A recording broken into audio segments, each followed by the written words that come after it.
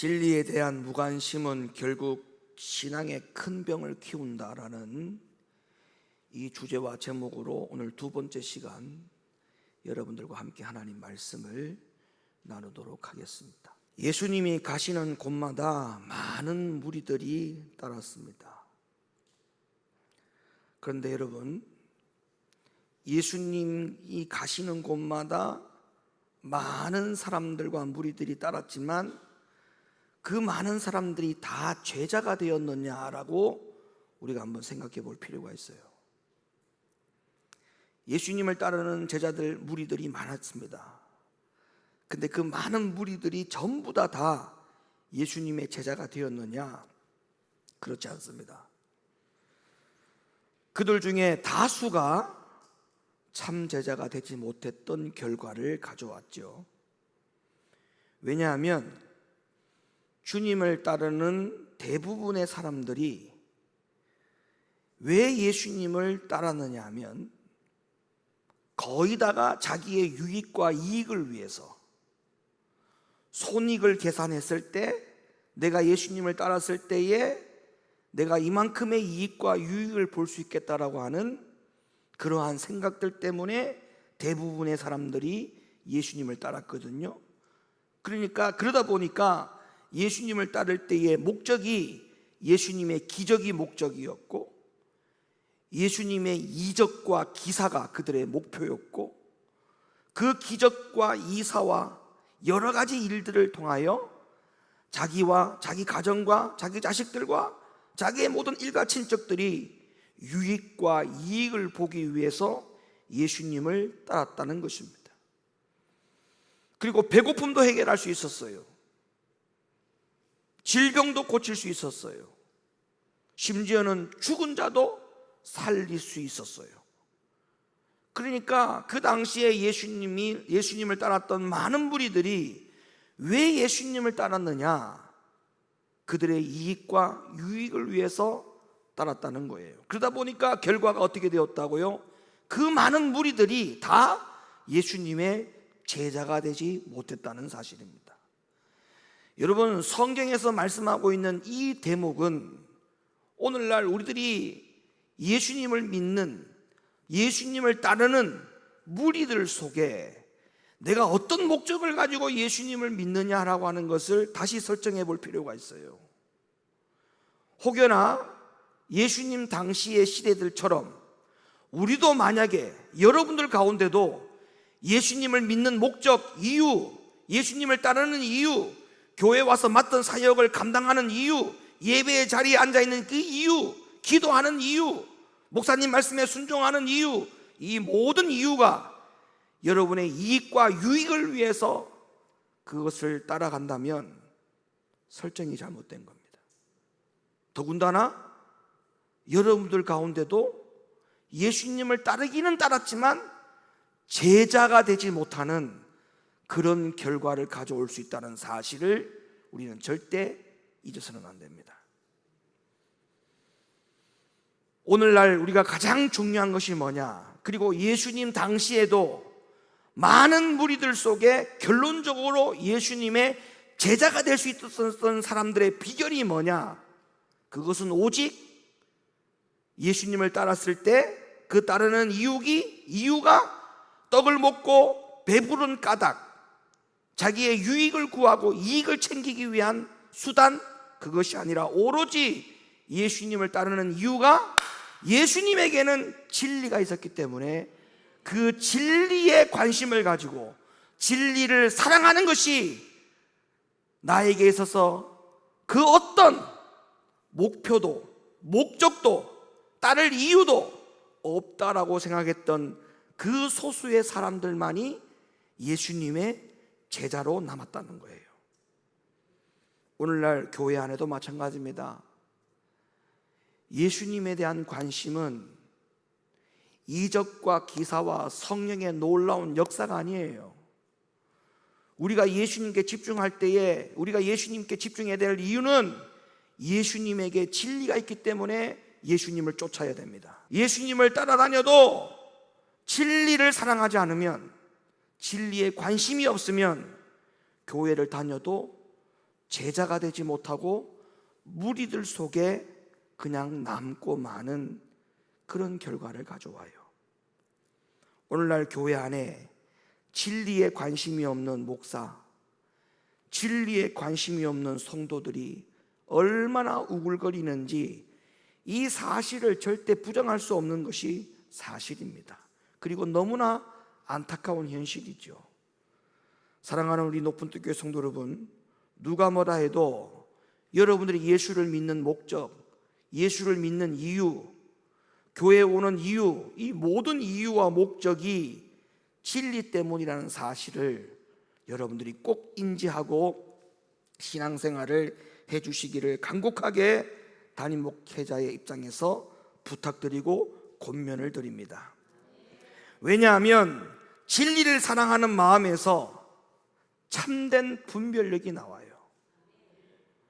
다시 말하면 진리를 알지 못하면 영적 신앙생활에 옳은 분별을 할 수가 없습니다.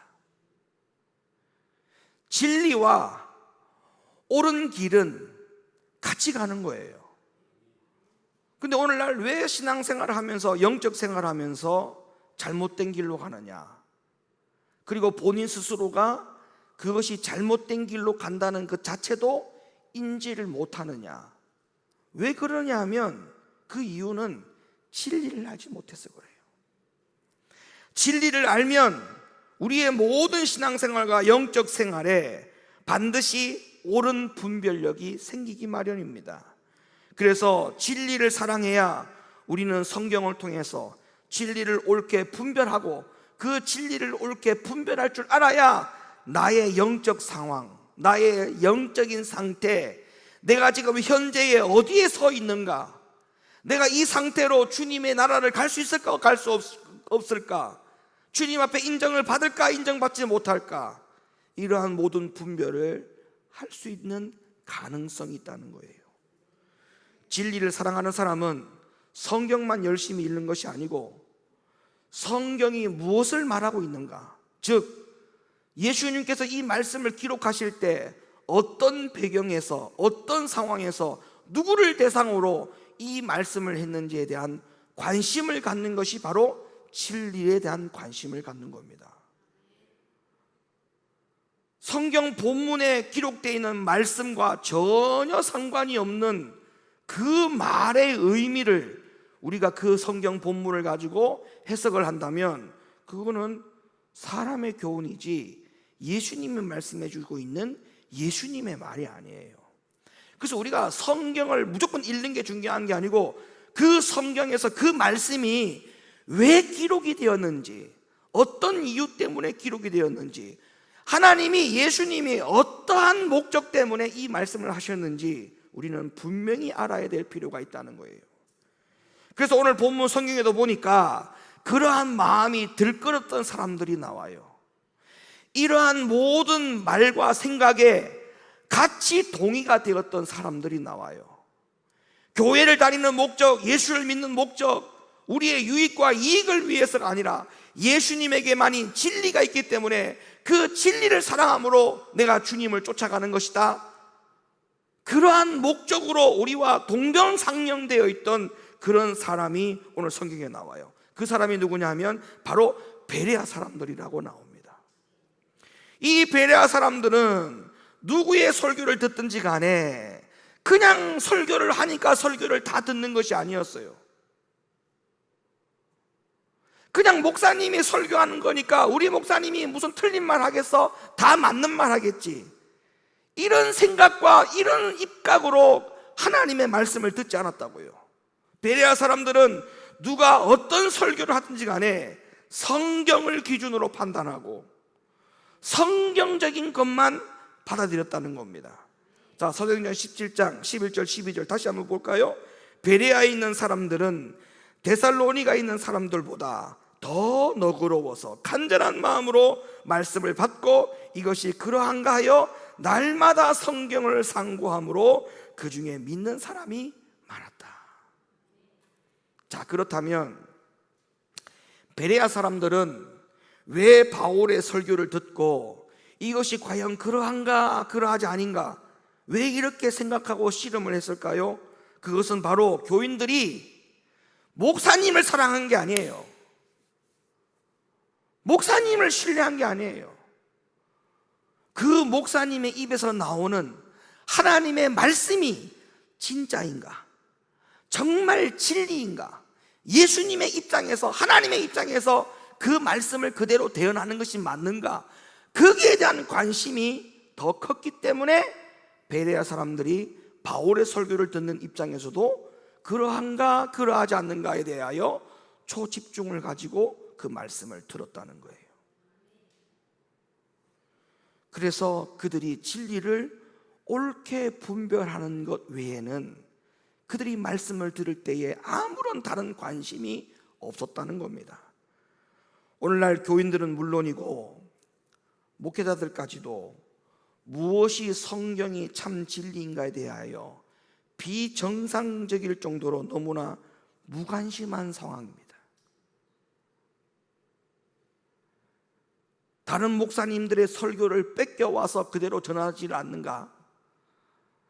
성경을 집중해서 읽지도 않고 성경을 대충 겉수박 걸닦기식으로 읽어놓고 아무런 주제를 설정해서 그냥 주제에 맞는 설교를 하는가 하면 도무지 성경에서 이 말씀이 우리들 가운데에 왜 기록됐는지에 대하여 아무런 관심이 없이 그냥 설교하기 위해서 설교를 하는 이런 말도 안 되는 일들이 이 현대 오늘날 교회 안에서 이런 일들이 벌어진다는 자체가 목사의 한 사람으로서 너무나 비참한 거죠. 교인들은 물론이고 목사들까지도 진리에 대한 관심이 없다고 해도 과언이 아닙니다. 그래서 전부는 아니지만 이런 진리에 무관심한 교인들이나 목회자들에게는 두 가지 공통적인 특징이 있어요. 첫째는 늘 사랑에만 관심을 갖습니다. 성경의 모든 하나님의 말씀과 예수님의 말씀을 사랑에다가 포커스를 맞추어요. 진리에 관심이 없는 자들은 꼭 사랑에만 관심을 가져요. 요한복음 1장 14절 말씀이 육신이 되어 우리 가운데 거하심에 우리가 그의 영광을 보니 아버지의 독생자의 영광이요 은혜와 진리가 충만하더라. 우리가 본받아야 될 가장 완벽한 근본이 누군지를 분명히 말씀해 주고 있어요. 우리가 가장 본받아야 될 가장 완벽한 근본이 누구냐? 예수님이에요. 예수님. 근데 그 예수님이 오늘 14절에 뭐라고 말하고 있냐면 그는 은혜와 진리가 충만하다 이렇게 말씀하고 있잖아요. 그러니까 예수님은 은혜로우실 뿐만 아니라 진리로 충만하셨다는 것을 절대 간과해서는 안 된다는 거예요. 그리고 시편 말씀에도 이런 말씀이 있어요. 시편 85편 10절 인애와 진리가 같이 만난다. 인애와 진리가 같이 만난다. 사랑만 따로 노는 게 아니에요. 사랑만 따로 가르치는 게 아니에요. 반드시 사랑과 진리가 같이 가야 된다 이렇게 분명히 말씀하고 있어요. 그러니까 인애만 있으면 안 돼요. 우리 안에서 인애와 진리가 같이 만나야 되는 겁니다. 로마서 11장 22절 말씀 그러므로 하나님의 인자하심과 준엄하심을 보라. 넘어지는 자들에게는 준엄하심이 있으니 너희가 만일 하나님의 인자하심에 머물러 있으면 그 인자가 너희에게 있으리라. 그렇지 않으면 너도 지키는 바 되리라. 그러니까 오늘 이 로마서의 말씀에 보니까 하나님의 인자하심 이것만 따라가면 안 된다라고 분명히 말씀하고 있잖아요. 인자하심과 그 다음에 어떤 부분? 준엄하심을 보라. 준엄하심을 보라. 넘어진 자에게는 사랑을 갖다 대야 돼요? 준엄을 대야 돼요? 준엄을 대야 되죠. 근데 여러분들은 뭘 원해요? 넘어지는 자니까 사랑 달라고 이야기하잖아요. 그러니까 예수님의 진리는 그렇지 않아요. 넘어지는 자에게 준엄을 대야지 사랑을 대는 것은 넘어지는 자를 일으키고 돌이킬 수 있는 기회를 주지 못하는 거예요. 자 보세요. 하나님은 인자하기만 하신 분이 아니고 준엄하시는 분이라는 것을 성경이 분명히 지적해주고 있지 않습니까? 그러므로 절대로 사랑 타락만 하면 안 되는 겁니다. 사랑 타락만 하는 것은 영혼들을 위태롭게 만드는 거예요. 우리는 하나님이 맡겨주신 영혼들을 위해서 무엇을 가장 근본적으로 우리가 공유해야 되고 가득해야 되느냐 하면 오로지 예수님의 진리입니다. 그리고 진리에 대한 무관심한 교인들이나 목회자들에게 나타나는 또 다른 특징 하나가 또 있는데, 그게 뭐냐 하면 성경을 우선순위로 두지 않고 교리의 우선순위를 둔다는 거예요. 보세요. 성경이 한 권입니까? 두 권입니까? 성경이 한 권입니다. 66권을 정경으로 하나님께서 우리에게 주신 것은 성경이 한 가지입니다. 한 가지. 창세기부터 요한계시록까지 이 기록되어 있는 말씀이 있는 책은 성경이 한 권으로 하나님이 우리에게 주신 거예요. 우리에게 외경을 주셨어요? 외경을 주지 않았어요. 성경을 정경으로 주셨어요. 근데 여러분, 성경이 한 권이잖아요. 그래 안 그래요? 근데 교단이 몇 개인 줄 압니까? 에? 성경이 한 권인데 교단이 수천 개, 수만 개입니다. 이게 왜 그럴까요, 여러분? 성경은 한 권인데 이 성경을 가지고 연구하고 분석하고 여기에서 여러 가지 의견을 나누어서 갈라진 교단들이 수천 개, 수만 개라고요. 그러면 그냥 결과적으로 얘기를 해보자고요. 성경이 하나인데 왜 이렇게 교단들이 수백 개, 수천 개 이러냐? 이유는 뭐예요? 성경 안에 진리에 관심이 없다는 거예요. 진리에 관심이 없고 오로지 자기 교단의 교리를 맹신하는 무책임한 일들로 말미암아 가지고 이런 일들이 벌어진 것이 아니다라고 어떻게 우리가 자신만만하게 얘기할 수 있겠습니까?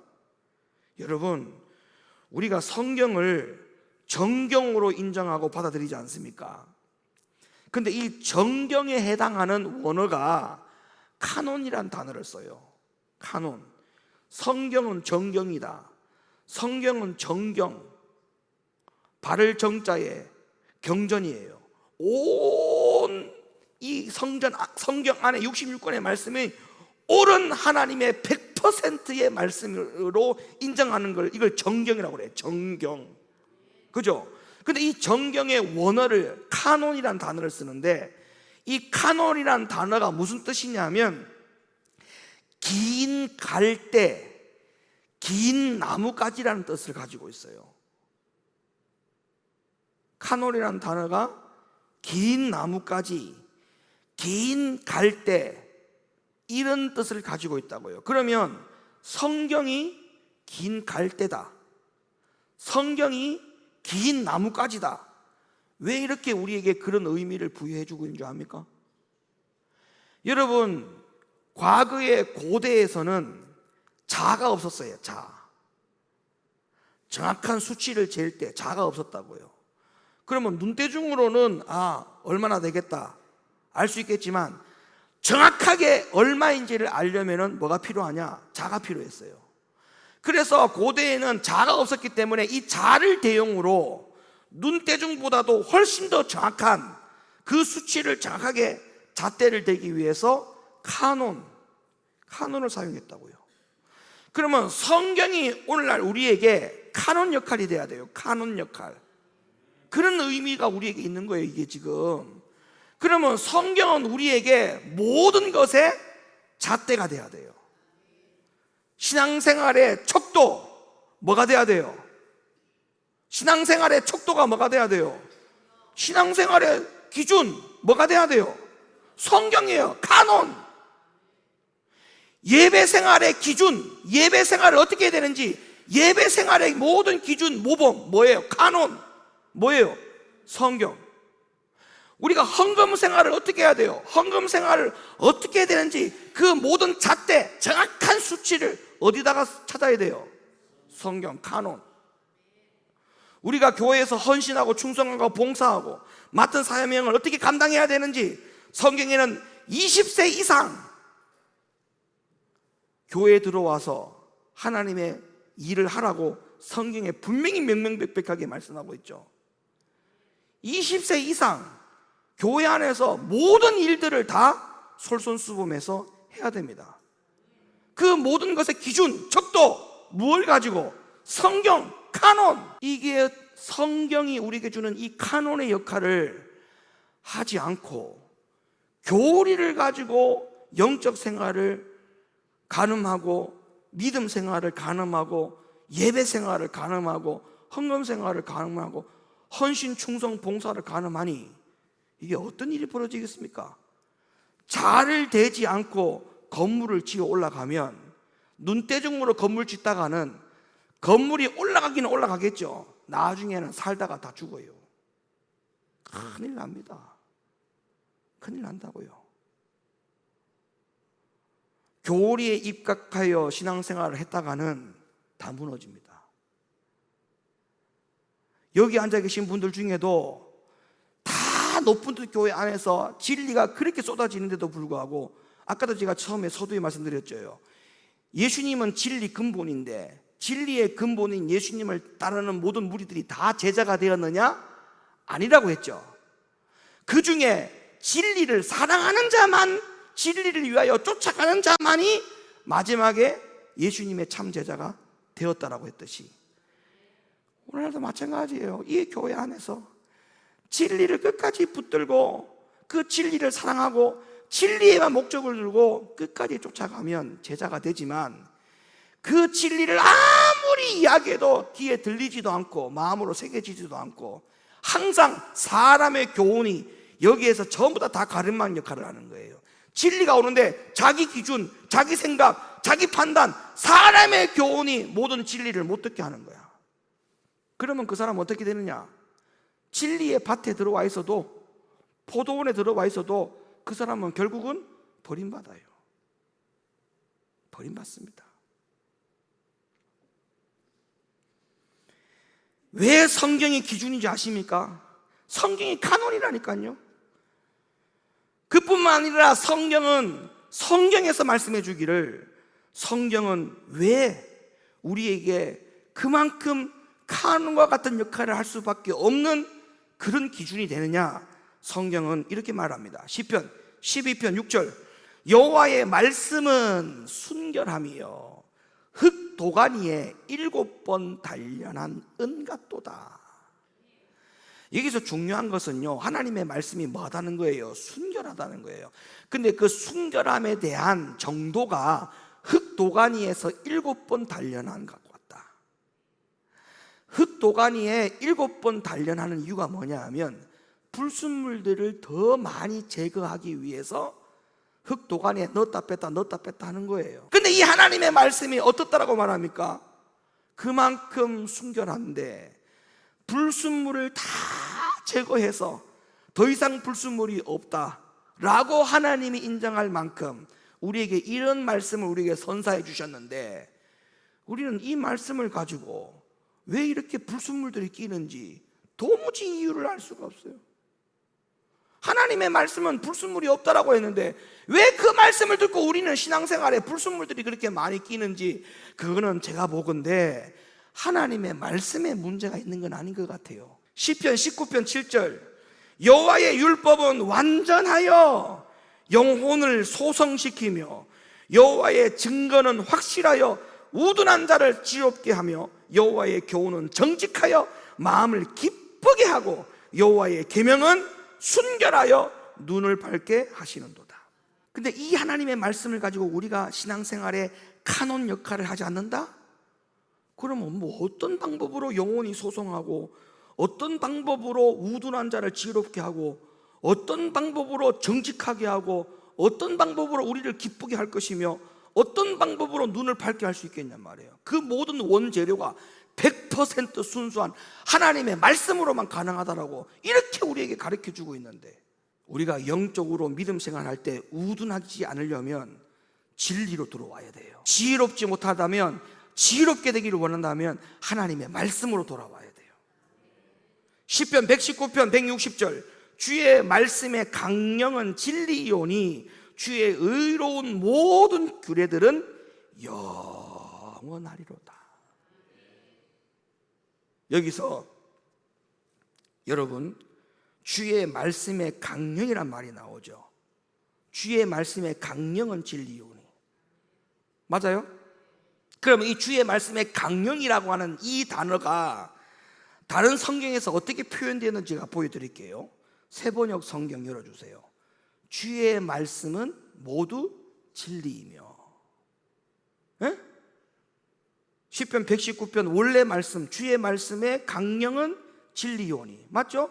근데 이 주의 말씀의 강령이라고 하는 말이 세번역 성경에는 주의 말씀은 모두 진리이며. 쉬운 성경, 주의 모든 말씀은 진리이며. 현대인 성경, 주의 모든 말씀은 진리이며. 모든 성경의 번역이 주의 말씀은 강령이라고 하는 이 말씀이 다 주의 말씀은 진리라고 표현을 해놨어요. 그러니까 주의 말씀, 시편 119편 160절은 주의 말씀은 다 진리오니. 주의 의로운 모든 규례들, 이 진리의 모든 규례들은 영원하다. 영원하다.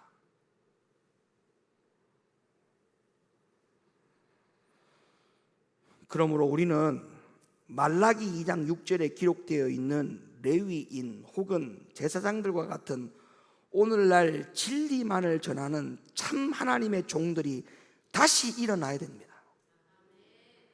말라기 2장 6절에 보면 이런 말씀이 있어요. 그의 입에는 진리의 법이 있었고 그의 입술에는 불의함이 없었으며 그가 화평함과 정직함으로 나와 동행하며 많은 사람을 돌이켜 죄악에서 떠나게 하였느니라.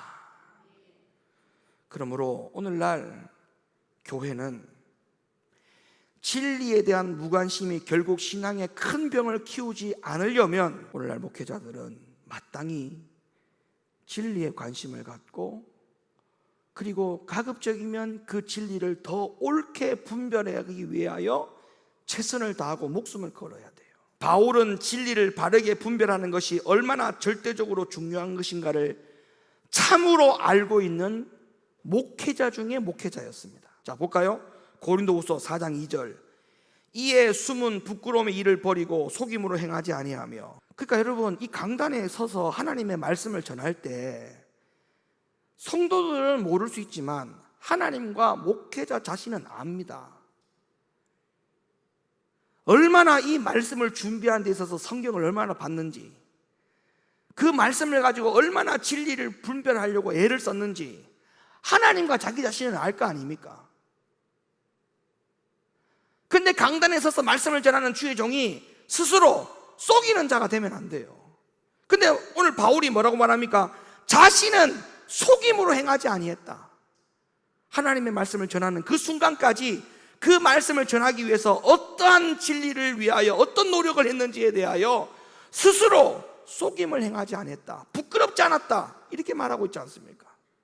하나님의 말씀을 혼잡하게 하지 아니하고 오직 진리를 나타내므로 하나님 앞에서 각 사람의 양심에 대하여 스스로 추천하느라. 그리고 바울은 젊은 목회자인 디모데에게, 후배 목사에게 이렇게 권면을 합니다. 디모데후서 2장 15절. 너는 진리의 말씀을 옳게 분별하며 부끄러울 것이 없는 일꾼으로 인정된 자로 자신을 하나님 앞에 드리기를 힘써라. 그러니까 어떤 목회를 하라고 바울이 디모데에게 지금 후배 목사에게 권면했느냐 하면, 목회 사역에 있어서 가장 중요한 거는 진리의 말씀을 옳게 분별하는 거, 이게 가장 중요한 사역이니까 여기에 네 자신을 하나님 앞에 드려라. 이렇게 지금 권면하고 있어요. 여러분, 예수님도 균형 잡힌 삼중 사역을 하셨어요.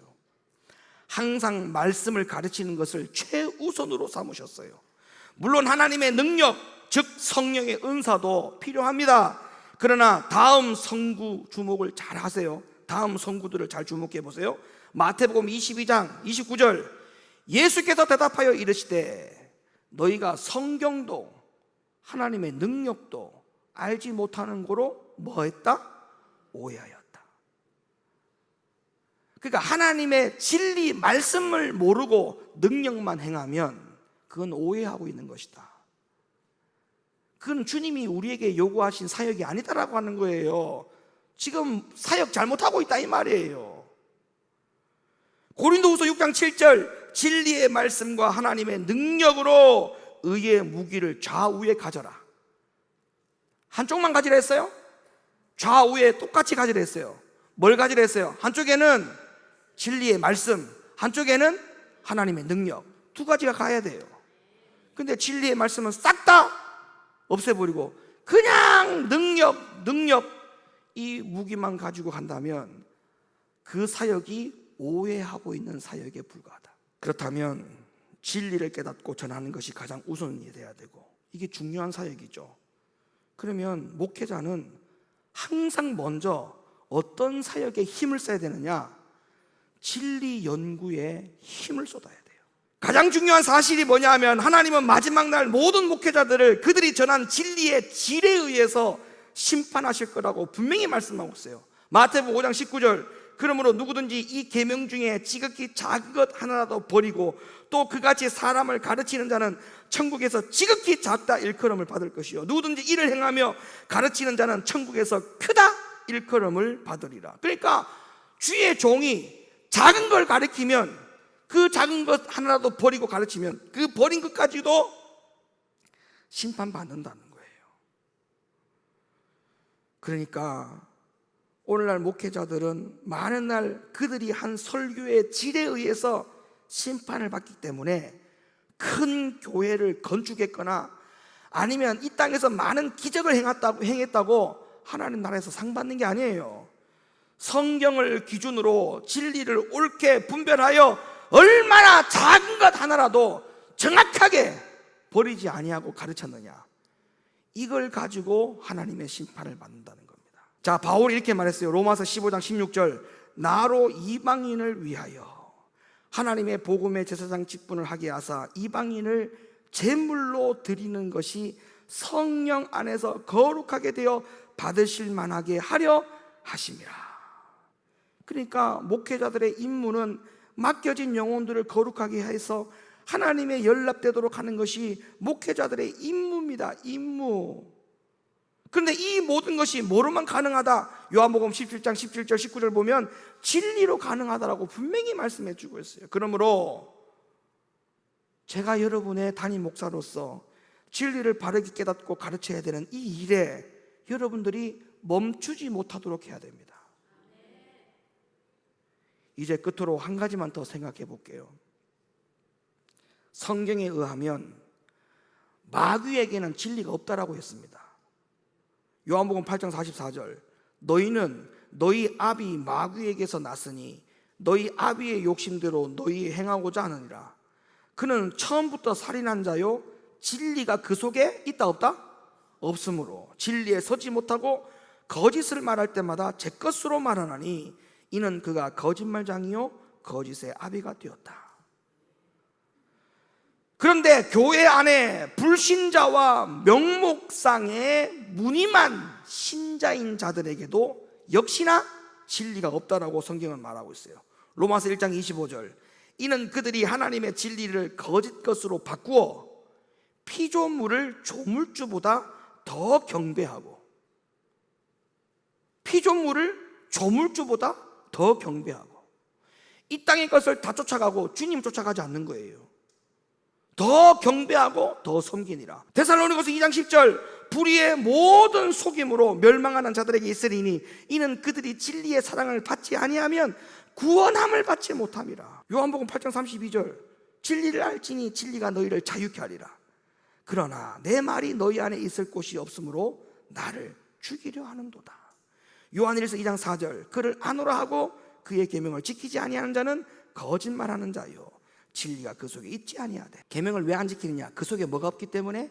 진리가 없기 때문에 계명 못 지킨다 했어요. 그러니까 여러분, 그러니까 교회가 어때서 말씀대로 못 살겠다, 목사님이 어때서 말씀대로 못 살겠다, 강집사 때문에, 이집사 때문에, 교회 장로님 때문에, 권사님 때문에 내가 못. 여러분, 그거 다 거짓말이에요. 그거 진짜 말이 뭔지 아세요? 내 안에 진리가 없으므로 계명을 지키지 못하는 것뿐이에요. 에? 거짓말하는 거예요, 그거 다. 그러니까 불신자와 명목상 교인들 안에는 진리가 없습니다. 진리가 없어요. 거짓 종들에게도 그 안에 진리가 없다고 성경은 분명히 말합니다. 디모데전서 6장 3절. 누구든지 다른 교훈을 하며 바른말 곧 우리 주 예수 그리스도의 말씀과 경건에 관한 교훈을 따르지 아니하면 그는 교만하여 아무것도 알지 못하고 변론과 언쟁을 좋아하는 자니. 변론과 언쟁을 좋아하는 자니. 예? 이로써 투기와 분쟁과 비방과 악한 생각이 나며 마음이 부패해지고 진리를 잃어버려 경건을 이익의 방도로 생각하는 자들의 다툼이 일어납니다. 디모데후서 2장 18절. 진리에 관하여는 그들이 그릇되었도다. 부활이 이미 지나갔다 하므로 어떤 사람들의 믿음을 무너뜨리느니라. 디모데후서 3장 8절. 안내와 얌브레가 모세를 대적한 것 같이 그들도 진리를 대적하니 이 사람들은 그 마음이 부패한 자요 믿음에 관하여는 버림받은 자들이라. 디도서 1장 14절. 유대인의 허탄한 이야기와 진리를 배반하는 자들의 명령을 따르지 않게 하려 함이니라. 그러니까 우리는 이런 부류에 들어가면 절대 안 돼요. 아멘입니까? 우리는 반드시 참 신자들이 되어야 됩니다. 참 신자들 안에는 진리가 반드시 있다고 했어요. 요한복음 18장 37절. 내가 이를 위하여 세상에 왔나니 곧 진리에 대하여 증언하려 함이로다. 무릇 진리에 속한 자는 내 음성을 듣느니라. 베드로후서 1장 12절. 그러므로 너희가 이것을 알고 이미 있는 진리에 서 있으나 내가 항상 너희 안에 생각나게 하려 하노라. 요한일서 2장 21절. 내가 너희에게 쓰는 것은 너희가 진리를 알지 못하기 때문이 아니라 알기 때문이요. 요한삼서 1장 3절. 형제들이 와서 네게 있는 진리를 증언하되 네가 진리 안에서 행한다니 내가 심히 기뻐하노라. 그리고 하나님의 참된 종들에게도 그 진리가 그 안에 분명히 있다라고 했어요. 고린도서 6장 7절. 진리의 말씀과 하나님의 능력으로 의의 무기를 좌우에 가지고. 고린도후서 11장 10절. 그리스도의 진리가 네 속에 있으니 아가야 지방에서 나의 이 자랑이 막히지 아니하니라. 디모데전서 2장 7절. 이를 위하여 내가 전파하는 자와 사도로 세움을 입은 자는 참말이요 거짓말이 아니니 믿음과 진리 안에서 내가 이방인의 스승이 되었노라. 진리만 붙들고 있으면 우리는 천국으로 바로 갑니다. 곧바로 직행입니다. 진리가 곧바로 가요. 곧바로 가요. 절대 교만하고 자만하지 마세요. 자, 말씀 9절, 두 구절만 더 보고 마칠게요. 디도서 1장 1절. 하나님의 종이요 예수 그리스도의 사도인 나 바울이 사도된 것은 하나님이 택하신 자들의 믿음과 경건함에 속한 진리의 지식과. 자, 그래서 성도들도 그렇지만 목회자들도 더욱 진리가 그 안에 충만히 있어야 됩니다. 고린도후서 4장 2절의 말씀처럼 하나님의 말씀을 혼잡하게 하지 아니하고 오직 진리를 나타내므로 하나님 앞에서와 각 사람의 양심에 대하여 스스로 추천할 수 있어야 됩니다. 그래야 제대로 된 하나님의 종이 될 수가 있고, 그래야 제대로 된 하나님의 참 성도가 될 수가 있기 때문에 그렇습니다. 그래서 진리에 대한 무관심은 결국 신앙의 큰 병을 키운다는 생각을 가지시고, 우리는 오로지 신앙의 병이 들지 않기 위해서는 무엇에 관심을 가져야 된다고요? 진리를 여기다 대야 돼. 여기다.